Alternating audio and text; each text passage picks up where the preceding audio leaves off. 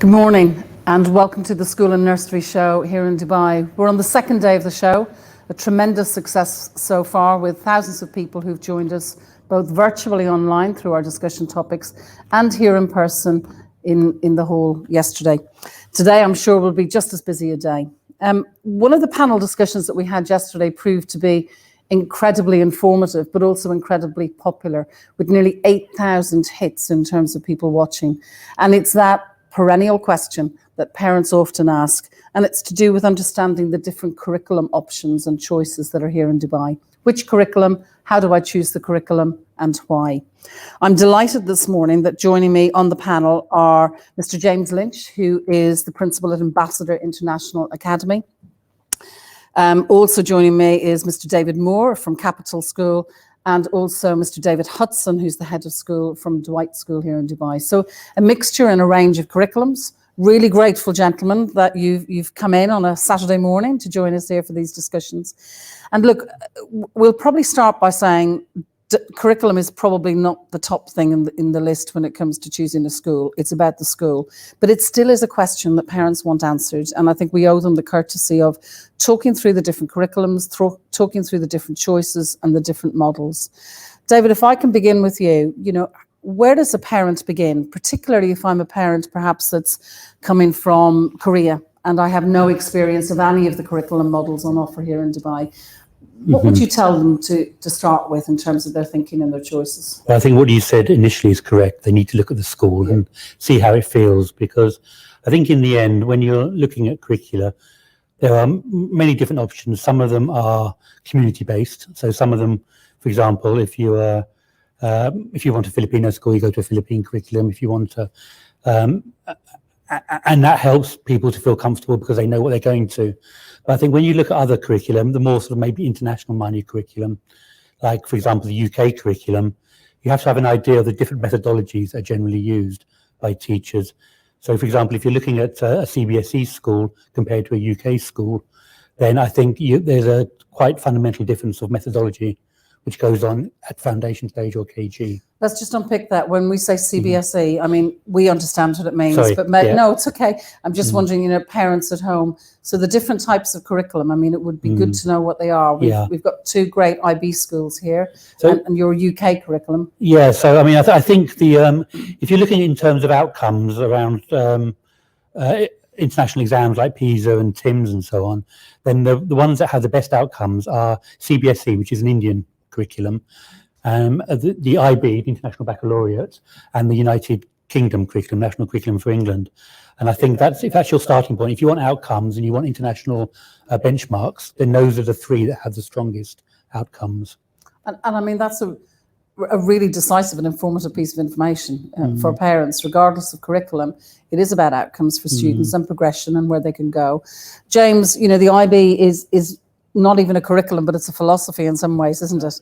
And it transcends country and transcends borders and boundaries, unlike a British curriculum which both of our schools are. Talk to us about, the IB framework and the schools and the philosophy and why a parent might choose an IB curriculum school. The School and Nursery Show putting on this event is a fantastic opportunity for parents to come to one place, whether that's virtually or here, to understand the different curriculum models and to speak to schools, because there's no more important decision than where you send your child to school. So I'd like to congratulate them on that. And I think it's very important for parents to actually visit schools, to actually speak to the leaders and to the teachers and to understand the curriculum and possibly see it in action. So from an IB perspective, one of the things that's really important in any IB school, and I think any principal would say exactly the same, that it's about not only academic development, but also about personal development.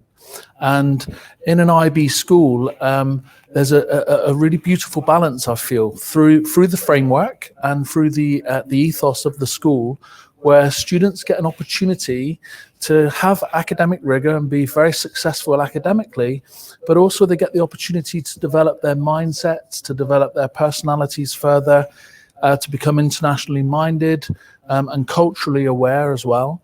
And also as well, in an IB school, we're really focusing on developing things like critical thinking skills, which are very, very important.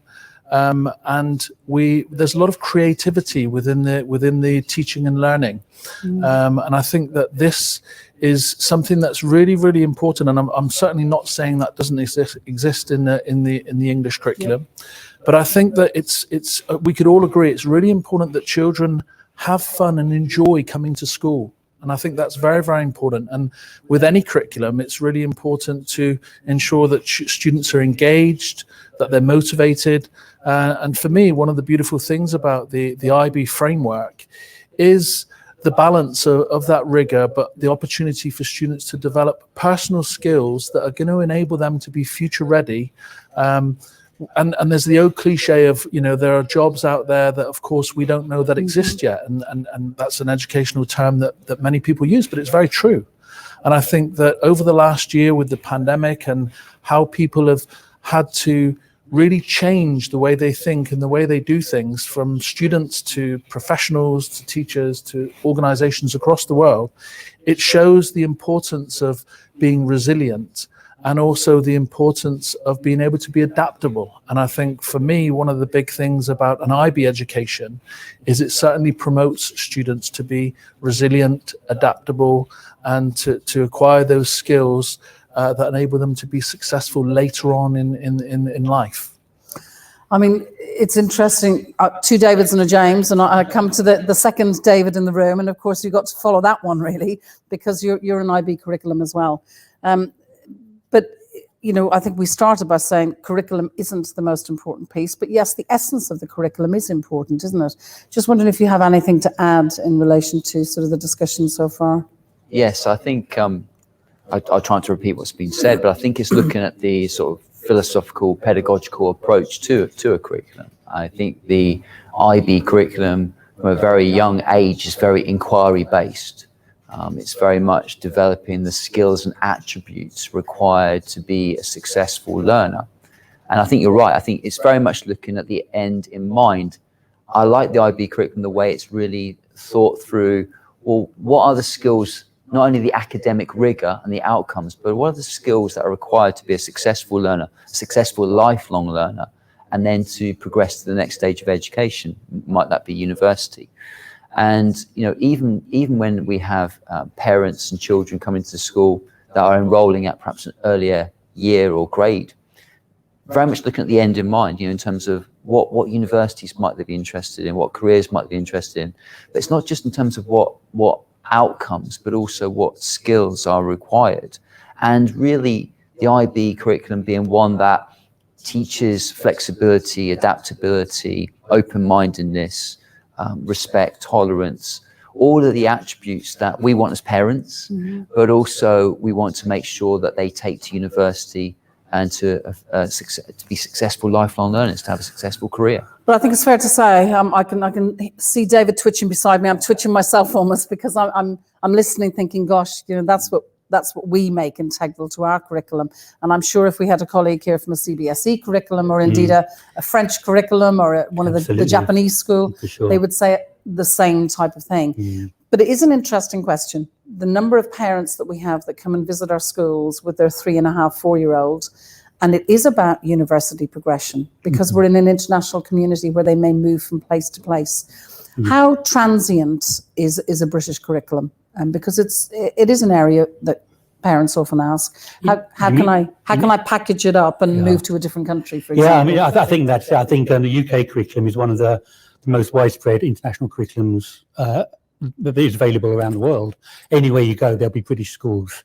And what we always do in our thinking is to make sure that if our students want to leave us and go to another British school or go to back to the UK, then they'll be ready and they'll be equipped to do that.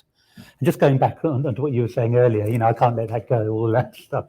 IB is great, no problem with that. No. But also when I walk around my foundation stage, for example, and I see the inquiry-based learning and the critical thinking that's going on, I think, yeah, we're doing that as well. So and it does depend on the leadership and the pedagogy of the individual school to make sure that those things are happening. And I think, you've got to look at the strengths of schools as well, in that the biggest growing curriculum in Dubai is the UK curriculum. I mean, it's growing around about 7% year on year compared to other curricula. So it's obviously a very popular one that rings bells with parents. So I think those sorts of things need to be taken into account. It's very fast growing. It's the biggest curriculum in terms of numbers in Dubai as well. I think it's fair to say probably historically there were huge disparities between many curriculums around the world. But I think you've picked up on it when you were talking about lifelong learners and those skills for older children particularly. When they leave school, how independent you want them to be. I think many curriculum have recognised that, and they've taken the best practices, not just from the IB, but we look at the International Primary Curriculum, the IPC, which many of us use. We look at some of the great research that's come out of, the northern states in Australia, from New Zealand, from different parts of the world, and the US as well. Some of the great research that's come from there. And we've modified our curriculums, haven't we? But still, it's still a question for parents. I can see you've something to add on that, James. To add that I think it's very, very important that it's not a competition. Yeah.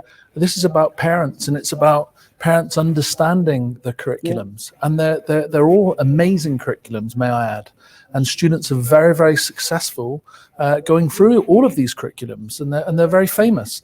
But I think for parents, it's really, really important to understand the curriculums so that they can see what's best for their child. I think that's the important thing. And certain curriculums will suit certain types of learners. And I think so.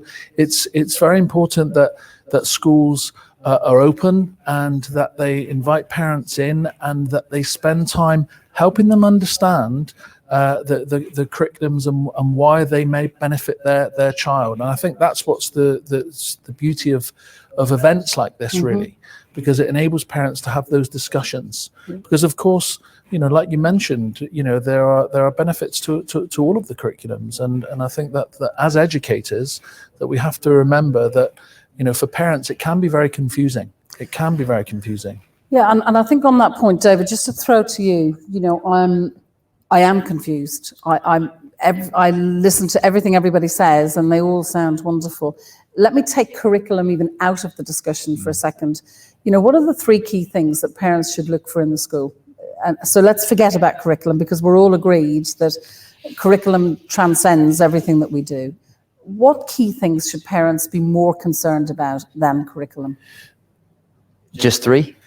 Just three. I'm going to nail you to three, because I'm going to go to your counterparts for the same thing. Absolutely. I mean, look, one curriculum is not better than another curriculum. They're just different. And I think you look at the end in mind. You look obviously at universities and what grades they would accept for different curriculum programs. As a parent myself, I often put myself in the shoes of a parent rather than as a head of school. And I think, what do I want for my child? That's why we said visiting the school is so important, having that sort of broad understanding of what the school offers. So first of all, I'm going to visit the school, and if I can't visit in person, I'm going to visit it virtually, or I'm going to speak to key people in the school. Can I see my child in that school? Can I see them being happy? Can I see them being safe? Can I see them making progress? And progress might not just be academically. Absolutely. It might be as a child. So what is the philosophy of the curriculum, but what is the philosophy of the school? What is their approach to teaching and learning? What is their approach to well-being, to care, guidance, and support for my child? One of the things I love about parent tours is that every parent tour is different. Every child is different and so unique. So everybody listening into this now, they will in their own mind will have three very different things to perhaps what I've said. But for me, is my child going to be happy? Is it a safe, caring, learning environment? And can I see my child making progress academically, in terms of end outcome as well, but also progress in terms of developing them into a responsible, caring, tolerant person, leader of the future? I'm sitting thinking you've got your own back now, because I've come to you so often at the end for a question. I'm not sure how people are going to top that with three more important things than, happiness, well-being, and progress, really. But David's thoughts from you? Well, I agree with that. Yeah. It's hard to disagree with that one. But I've been very lucky in my time in Dubai. I've been here quite a few years, and I've worked for the government here, and I've also worked as an independent consultant. So I've visited many different curriculum schools. I've worked with Philippine curriculum, I've worked with the US curriculum, and so on. And as we keep saying, the ultimate is, doesn't matter which curriculum it is, all those things, the happiness and the progress and the well-being and so on. But there's also cultural appropriateness as well. I think, so for example, I go back to the Philippine school, or I go back to another school, Japanese school or French school, and there's also got to be that understanding of that home culture that those students have also got to inculcate in themselves as well, I think, in that, so when they do return to their home countries, they don't feel like a fish out of water. They are able to go back to the Philippines, or to go back to Japan, or to go back to Germany, and still understand the education system and the context of all that. So I think that's just a slight aside there, that it's those maybe less international curricula where parents choose those schools because they're of a particular country. And I think that's something that also needs to be taken into account. I mean, it's certainly an interesting, it's a thought-provoking discussion that actually we could spend another half-hour discussion. Should we be more about inclusion and diversity, particularly in an international context? But I can understand sometimes the challenges that young people will face if they then do have to go back home, and how they get thrown in at the deep end in something that's very, very different. So I think that's a good point. Yeah. Both our curricula are very clear about the individualization and meeting the individual needs of students. And I think that's where your happiness comes out. That's where the progress comes out. And I think maybe some curricula don't do that quite as well as the UK and the IB curriculum do. But I think that's treating each child as an individual, making their parents feel as though that they're being treated as an individual as well. As you said, every parent comes into the school with a different child, and every child is different. I think that's right. I think it's not just personalising, like you said, through the curriculum. It's actually when a family visits the school, and hopefully with the child, the first question is, what are you interested in?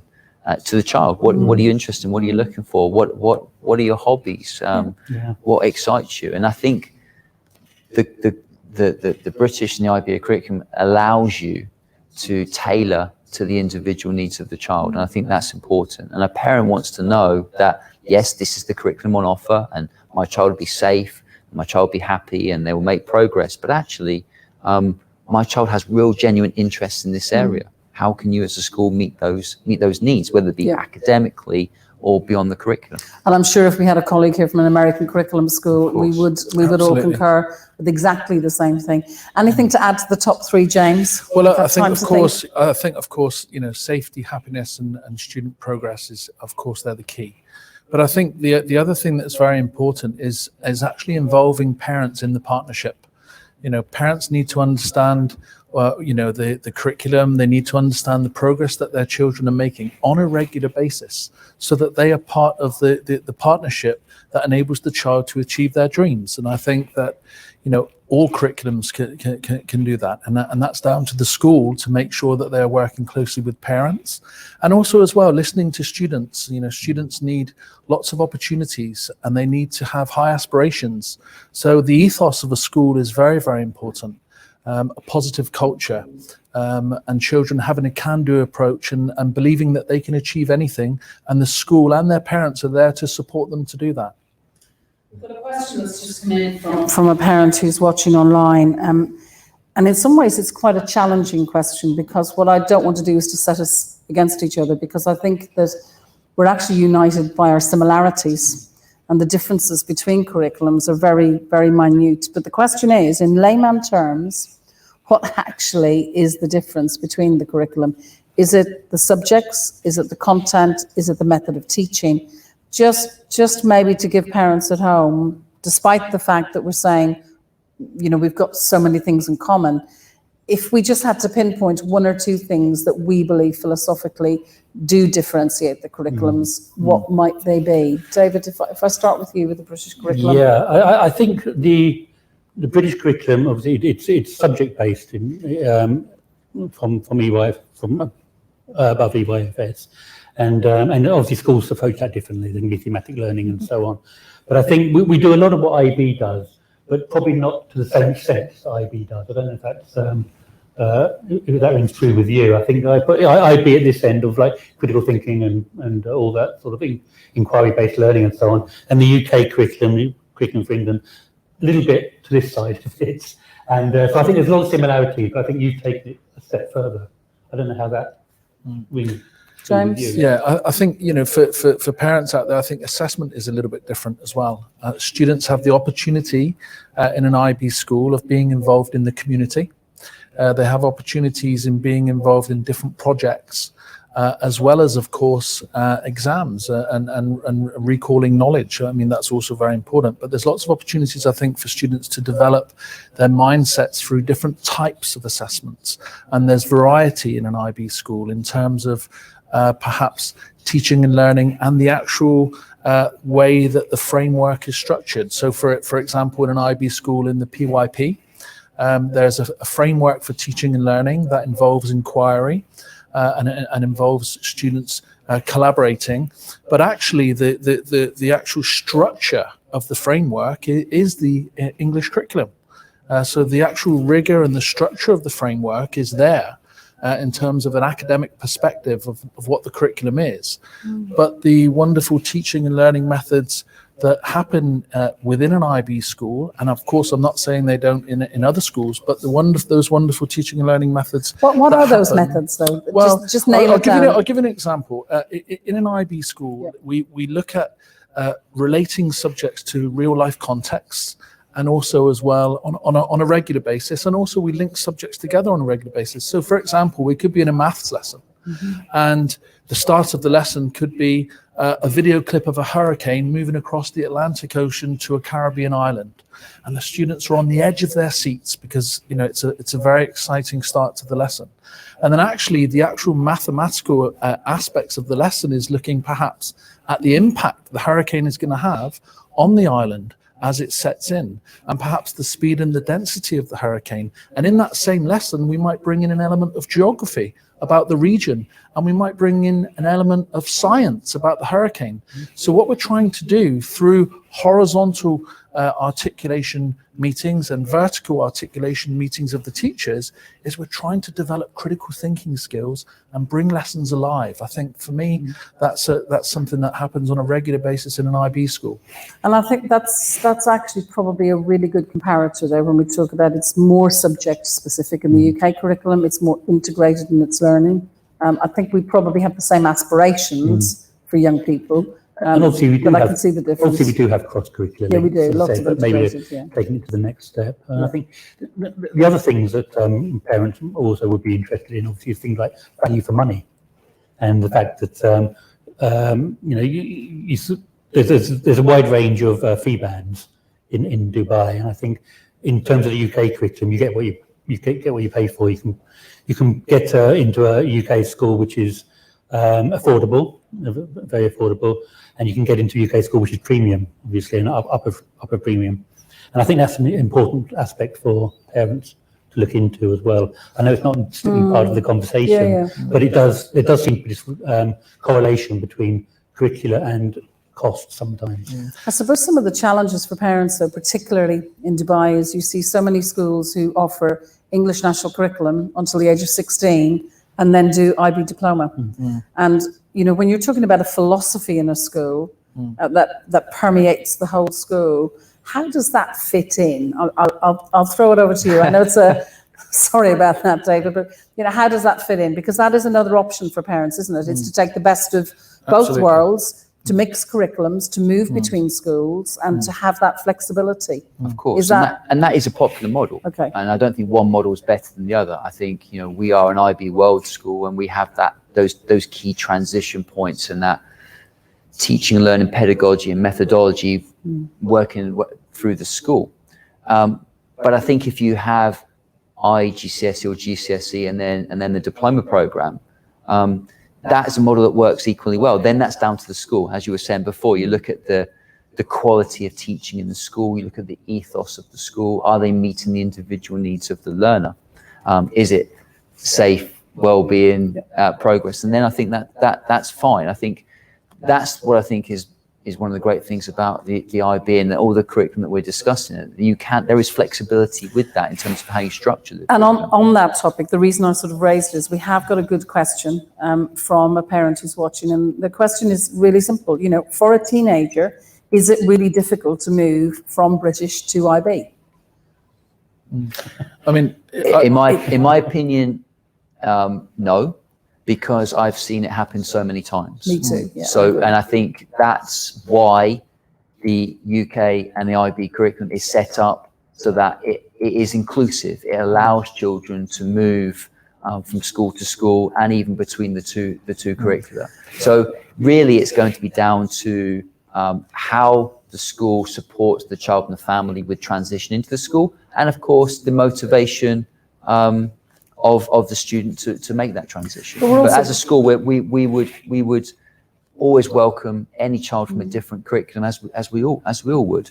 And our job is to make that, to facilitate it and transition to make it make it work for the child and for the parents. And we're actually, you know, right full circle back to that opening discussion point, which was it's about the child. Yeah. You know, you choose the school, you choose the curriculum, and you may need to switch, and it may be appropriate to switch for a child, and to make that transition between curriculums. But if it's right for that child, and they will blossom as a result of that, then we would actually encourage that type of flexibility. No, absolutely, and I think it comes back to the point made earlier. Actually, how confusing this is for parents. It's very confusing. It's confusing for us. You perhaps have a system where students are taking IGCSEs and then they're moving into the diploma. Now we know that model is a fantastic model, one of many fantastic models, along with the model of pure IB qualifications of an MYP and DP and CP. But I think it comes back to the point that schools need to really be very open in how they're educating parents, and so that the parents and the students really understand what the courses are about, so that they can choose the appropriate courses. And I think another thing that's very, very important when parents choose a school is the careers advice and guidance. That should happen from a young age. It's not something that should be bolted on at the end, but it's a process that should happen to really ensure that students understand the different career options out there, the different routes, the different exams they might have to take to go to the top universities in the world, the different scholarship options perhaps parents need to find out about. So, you know, a really successful, outstanding school will have those types of things really embedded within the culture. So then, again, coming back to the parents being involved in the partnership with the teachers and the students, that's how it all works effectively. I've got a final question, and David, I'm going to throw the question to you simply because of this. David won. I'm not sure if I do that, actually, somebody will take offense, but David immediately to my left. Simply because we don't have a colleague from an American curriculum school here, but you've been very involved in terms of, you know, the inspectorate and review of schools. And the question is, you know, we've talked about British versus IB. What is the difference between an IB curriculum and an American curriculum? And I'm wondering if you can just, in sort of in layman's terms, articulate the difference between the two. Adam, I mean, if I can talk about outcomes, or are you talking about actual curriculum? Yeah, well, I think it's probably better for our IB colleagues to make that contrast. I mean, my understanding, and please correct me if I'm wrong, my understanding is, you know, there isn't an American curriculum, is there? No. There's a core curriculum, the common core element which sits within. And then you have... It varies by state. Yes, so you have all the different states who offer. Something like Aero is more of a holistic common core curriculum to it. But you often find an awful lot of schools who will do American curriculum and deliver IB post-16 as well. It fits nicely on top of that. Have either of you got any experience of that might be able to draw on the comparators with an American curriculum? There are a lot of similarities, actually, and the transition is something that's normally very smooth. So, you know, and it's actually one of the fastest growing curriculums now in terms of IB working closely with the American curriculum in America. It's really, really escalating. So there's lots of similarities, and I think that, you know, again, it comes down to the individual child and what best suits them when they look into what courses are available and what kind of learner they are. So it's having that knowledge of both systems, really, even though they're very similar in many ways. there are differences. So it's having the knowledge and understanding what's best for the individual child. I think that's the best way to look at it. But I think it would be, let's debunk the myth that there is a rigor to the American curriculum, just as there is with every curriculum model. Absolutely. Whilst it's fluid, and whilst it might not be a national curriculum, there certainly is a structure and a framework. And again, our best advice would be, because we're not American curriculum experts, is, go to the schools. Yeah. Speak to the schools, Absolutely. speak to the academic teams, speak to the pastoral teams and admission teams at those schools, and find out the differences by comparing the two to make sure it's right for your child. And I think that's right. And I think you do need to look at the different states as well, as you said. Yeah. New York as opposed to California, as opposed to the other ones. But also there are outstanding American schools in Dubai. Absolutely. And, just as there are less outstanding ones as well. As with all curricula, it depends on the leadership, it depends on the quality of teaching that goes on in the particular school. We can see from, the interest that's always generated when we talk about curriculum and curriculum choices, that it still is one of those areas that forever, perhaps in a day, parents will ask the questions about. But I think we're all agreed, gentlemen, that the most important thing is, as you said, you encapsulated, it is the happiness of the child, it is the well-being of the child, and it is the progress, and making sure that connectivity with the school sits at the heart of everything that we do. So despite the fact that we're all agreed that curriculum might not be the first thing we'll put in our list when choosing a school, we respect that it is a minefield for parents. So please do join us here if you can, and come and visit some of the schools. If not, please do make the right inquiries by contacting schools and speaking directly to them. On behalf of the School and Nursery Show, my huge gratitude to David immediately to my left, to James in the middle, and to David further away, for joining us today and for sharing their insights about school structures and systems here in the UAE. Thank you so much, gentlemen, for your time today. Thank you. Remember that you can catch all of these recordings. They'll be there for weeks ahead. And if you have further questions, just reach out to any of us that are here in the room or to the other schools around the city, and you'll be sure to have your answers. So thank you for joining us this morning. Thank you. Thank you.